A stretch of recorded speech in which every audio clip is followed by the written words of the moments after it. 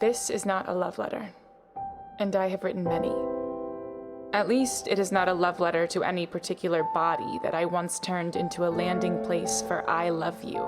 That it is not. I can tell you a story of a room standing still, a doctor with a degree spewing statistical improbabilities. But I don't understand. But I had an IUD. How my boyfriend picked me up in a Honda CR-V. How we tried to get frozen yogurt. How the place was closed. How he sat on the couch with nowhere to go. I can tell you a story of silence.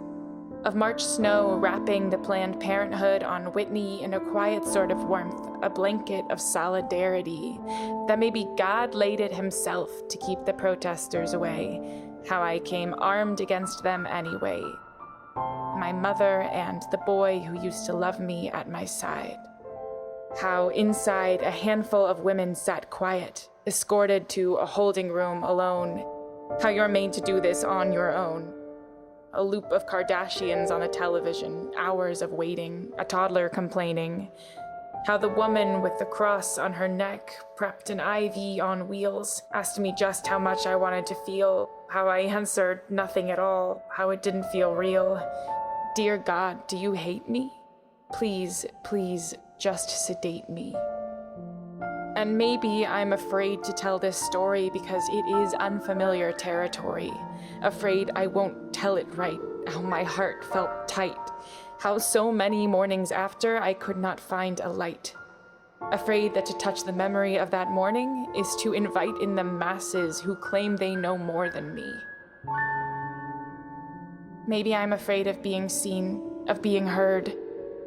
Maybe I'm afraid for the women who won't see themselves in my words.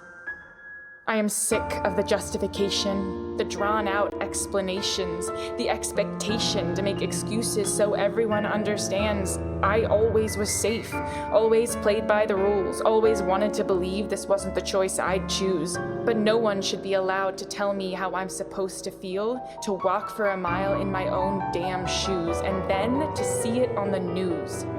I didn't talk to God for a month straight. But when I did, I found he was never ashamed. And I have no obligation to tell this story, but it is not told enough. And the road has been rough, but I have had to learn what tough is. And I want to be brave, and I want to take up space, and I want to be enraged. I want to say that 1 in 4 US women by the age of 45 live their everyday lives, some of them carrying memories they've been taught they need to hide. How despite it all, they learn to thrive. Please understand me when I say the act of choosing is indispensable. That for me to imagine a lack thereof is incomprehensible.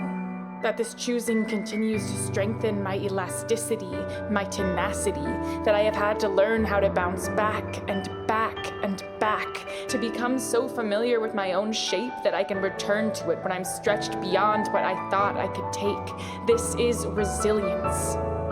I will tell a story of resilience over and over, for myself, for my mother, for my little sister, for the women in my life, the warriors, the resistors, who wake up with mouths that sing and bones that dance, whose choice to live boldly is not simply by chance.